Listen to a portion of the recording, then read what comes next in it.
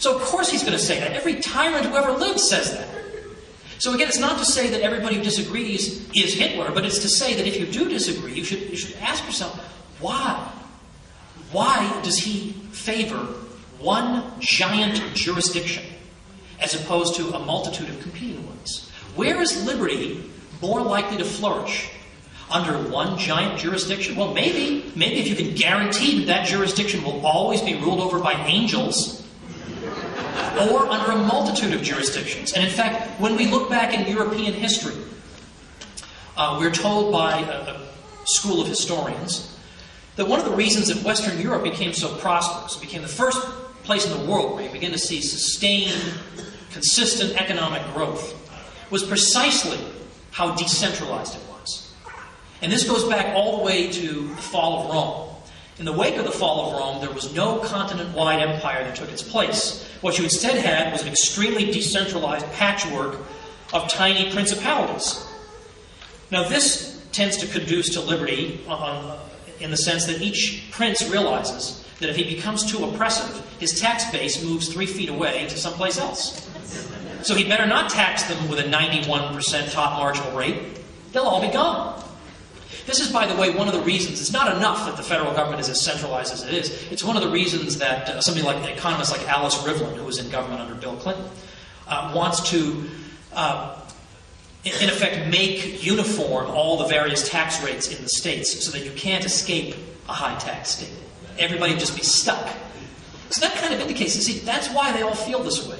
Because they know that, it gives them a lot more leeway to do a lot of stuff to you if there's no escape hatch, if there's one giant jurisdiction. So we have to ask these questions. These questions haven't been asked in, centuries. They haven't been asked. They used to be asked. Aristotle used to ask this question. How big should the polity be? Rousseau, who was kind of crazy, at least he asked, how big should the polity be? But most modern political philosophers, the question doesn't even come up. Gigantic megastates, 300 million people being ruled by one city, and no ability to dissent? That's fine. It's not even a question. Why not? Is that a crazy question? Is it unreasonable? Again, I know it's not asked on TV, but that probably means it is an important question. All right, finally.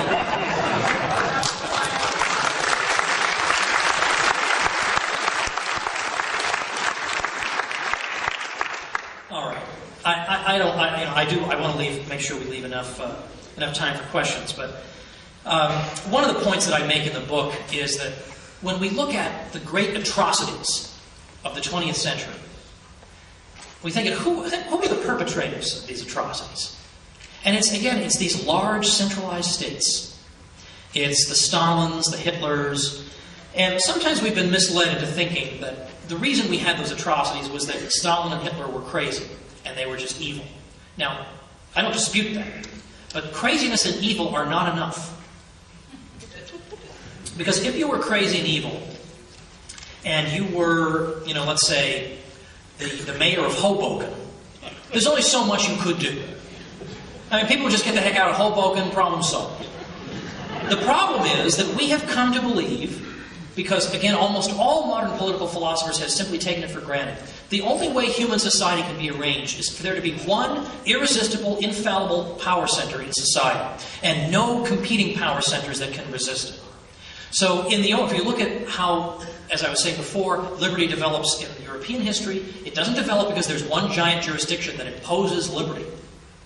No such thing. To the contrary, what happened was you had a bunch of competing power centers. You had cities, you had ecclesiastical domains, you had universities that had their own privileges, you had all these different sort of small institutions, all competing with each other in some way to check each other. And each of these lesser institutions had rights and liberties that were from time immemorial that they would stand up and defend. And so no monarch, no matter how crazy he was, no monarch in the 16th century even could levy an income tax on his people. That would just never be allowed. And nothing like that would be able to happen. Because there were too many competing power centers that would block that exercise of power. But we were told that these power centers, these smaller power centers, are themselves sources of oppression that we need to be liberated from, so let's cast them aside and enjoy the protection of our liberties from the one irresistible center. And now, it's true that in some cases that can happen. In some cases, large centralized states can indeed sweep away the oppressions of lesser bodies.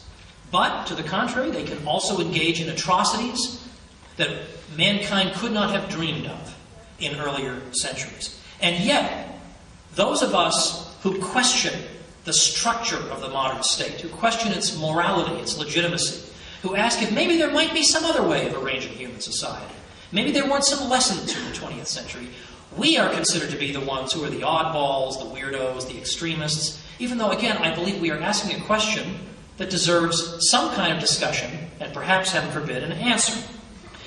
Now, I have noticed, because I've been promoting this a lot, that there are a lot of outlets, let's say on radio and television, that don't seem to want to talk about this. These are outlets that have had me on a lot in the past, and then this comes out and like nothing. Like they'll have me on to talk about anything other than this. Now, it could be that this is just a minor issue, and so who cares? But then think about all the sorts of topics they cover on these news channels. Some of them are pretty trivial, wouldn't you say? And they'll spend weeks on them. Somebody gets a divorce, and it's like 5 days, non-stop, camped out outside the guy's house, outside the courthouse, whatever. Oh, and by the way, there's a war going on over here, but we got to focus on this guy here, this celebrity.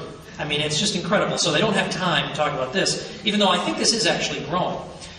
Well, what I think is likely to happen is that I do think this will, I mean, I was a little cynical earlier, but I do think this is bound to pick up a little steam just out of sheer desperation on the part of the public. But what do we got to lose? Right? We might as well give this a try, given that everything else has failed. If this fails too, then we're no worse off than before. We stuck it in their faces a little bit in the meantime and had some fun. So I mean, no harm.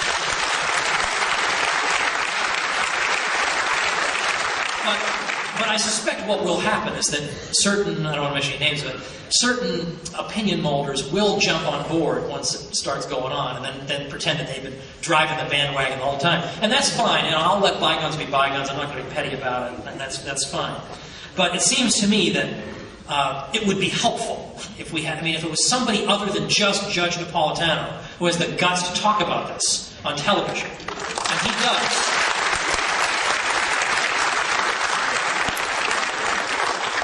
Now, I trust, by the way, a lot of you know that on the Fox Business Network, which some of you probably didn't even know there was a Fox Business Network, but there is. You should subscribe to it so that you can get the judge's program. He has a program called Freedom Watch, and it was just announced that his program, which has aired he's got one program that repeats several times on the weekends. He's now going to it's going to be on nightly, 5 nights a week, new show every night, 5 different shows a week.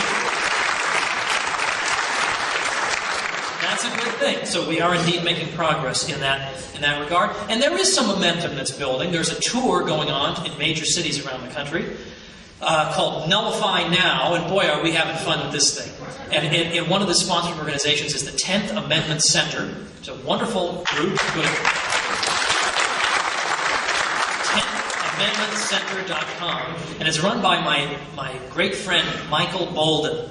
And what's so wonderful is that he is, I don't want to say this disparagingly, but he's kind of a hippie. All right? I mean, like, just his whole, the things he eats, the way he dresses, everything. He's the whole hippie package. So when Mother Jones, the sort of left-wing magazine, went to interview him, they were expecting to see some stuffed shirt with a haircut like mine and whatever. And they meet Michael Bolden, and they just don't know what to think. And he just charms them completely. Just by showing how, the 10th Amendment and local self-government is good for everybody. It's good for all of us. This isn't some right-wing cause. It's an American cause. It's for everyone. It's humane. And by the end of it, Mother Jones wrote an extremely favorable article about Michael Bolton.